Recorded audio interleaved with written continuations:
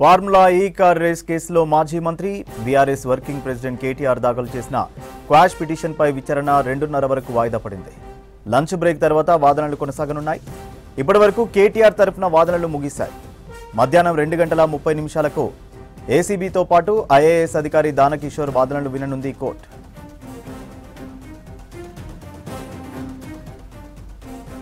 కేటీఆర్ తరఫున senior lawyer Siddhartha Dave వాదనలు వినిపించారు.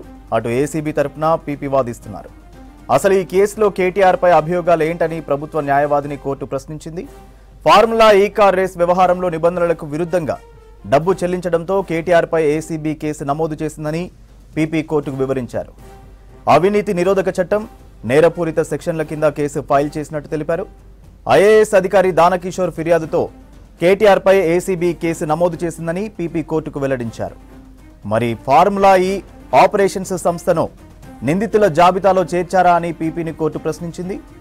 ఎఫ్ఈఓ వివరాలను కేటీఆర్ తరఫు న్యాయవాది సిద్ధార్థ దవే కోర్టుకు వివరించారు.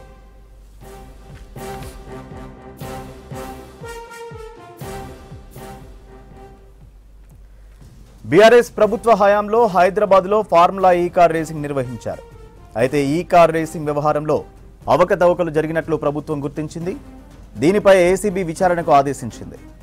ఫార్ములా ఈ కార్ రేసింగ్ ఇష్యూపై కేసు నమోదు చేసిన ఏసీబీ అప్పటి మంత్రి కేటీఆర్ను A1 నిందితుడిగా పేర్కొంది. నిబంధనలకు విరుద్ధంగా 55 కోట్లు విదేశీ సంస్థలకు చెల్లించారని కేటీఆర్పై అభియోగాలు మోపింది. కేసును సవాల్ చేస్తూ కేటీఆర్ హైకోర్టును ఆశ్రయించారు. ఫార్ములా ఈ కార్ రేస్లో తనపై నమోదైన కేసును కొట్టివేయాలని క్వాష్ పిటిషన్ దాఖలు చేశారు. కేసులో 2024 డిసెంబర్ 31 వరకు కేటీఆర్ను అరెస్టు చేయొద్దని గతంలోనే హైకోర్టు మధ్యంతర ఉత్తర్వులు ఇచ్చింది. ఇవాల్టితో నాట్ టు అరెస్ట్ ఉత్తర్వుల గడువు ముగియనుండడంతో ఏసీబీ నెక్స్ట్ స్టెప్ ఏంటనేది ఉత్కంఠగా మారింది.